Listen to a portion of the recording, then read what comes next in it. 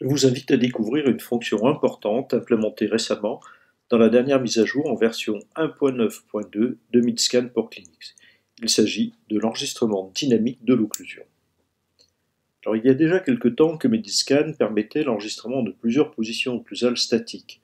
Ainsi, on pouvait observer sous différents angles les contacts centrés et excentrés. Et à partir de ces deux positions, une interpolation du trajet permettait de simuler le déplacement mandibulaire. Donc, cette fonction permettait déjà une bonne observation. Mais cela va être beaucoup mieux maintenant. Tout commence bien entendu par la numérisation des deux arcades et l'enregistrement de l'occlusion en OIM. Lorsque cela est réalisé dans la fenêtre de Mediscan, nous avons un nouveau petit bouton qui est ici en bas à droite, souligné par la flèche, et des fenêtres d'information qui vont être destinées tout particulièrement à l'enregistrement des mouvements mandibulaires. Ce sont des conseils, tels que placer le scanner là où les dents maxillaires et mandibulaires apparaissent ensemble sur la vue en direct. On démarre la numérisation et on dit aux patients de garder un contact entre les dents. Il faut leur demander de frotter les dents les unes contre les autres. Faire attention qu'ils n'ouvrent pas trop la bouche, sinon la numérisation va cesser. Donc le praticien place le scanner contre les faces vestibulaires, ici du côté gauche, et la patiente qui a été informée exécute le mouvement. Faire attention que l'embout ne gêne pas effectivement le déplacement de la mandibule. Donc, un petit peu de technique dans cette situation.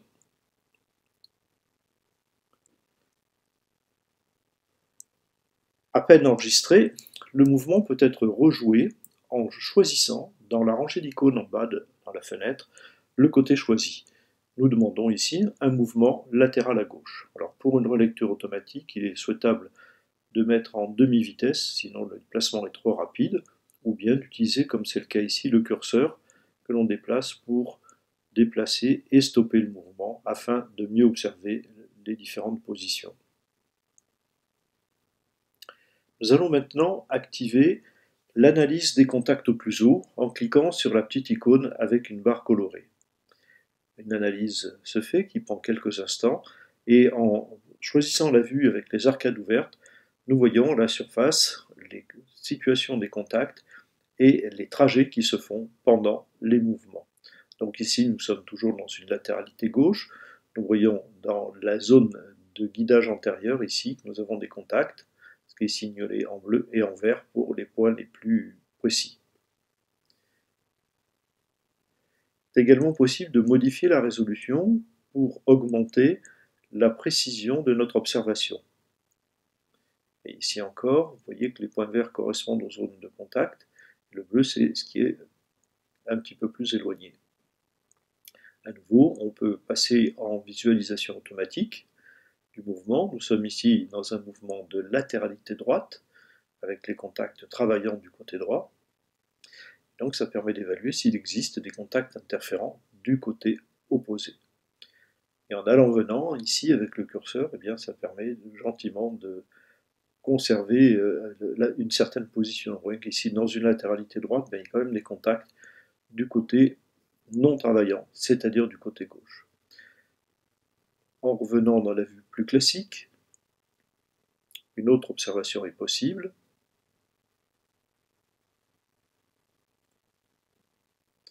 Nous allons même ici à nouveau faire une analyse et regarder le mouvement de propulsion. Alors ce mouvement de propulsion s'observe plus volontiers depuis la partie arrière. Et avouez que ça c'est une situation qu'il est bien entendu impossible d'obtenir avec d'autres méthodes. Donc, nous voyons la façon dont la mandibule se propulse contre le guide antérieur.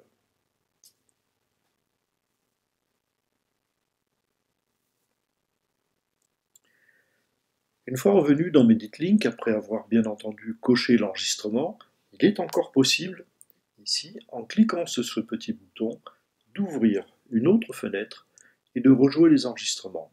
Par contre, dans cette configuration, il n'est plus possible d'afficher les contacts ni les trajets occlusaux. Mais l'observation peut se faire là aussi sous tous les angles, et dans tous les mouvements.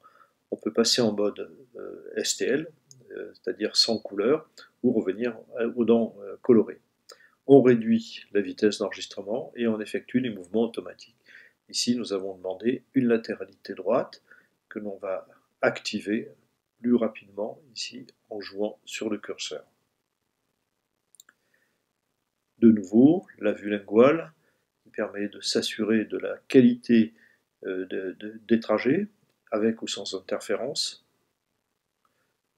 Ici, nous sommes dans une latéralité gauche et on va regarder maintenant le côté non travaillant.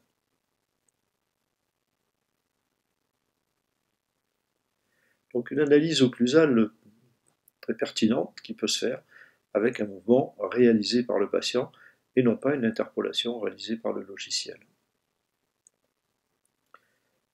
Une autre latéralité, de ce côté, la latéralité du côté droit. Vous voyez qu'il y a une très bonne séparation ici, qu'il y a bien un guidage qui se fait au niveau des dents antérieures.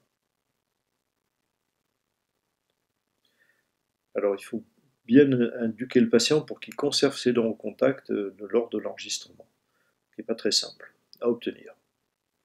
Donc l'apport de cette fonction est une avancée considérable, tant pour l'analyse de l'occlusion, que nous venons de voir, que pour la valeur des informations qui peuvent être transmises au laboratoire, qui lui va concevoir les éléments prothétiques en les intégrant au mieux dans la fonction du patient.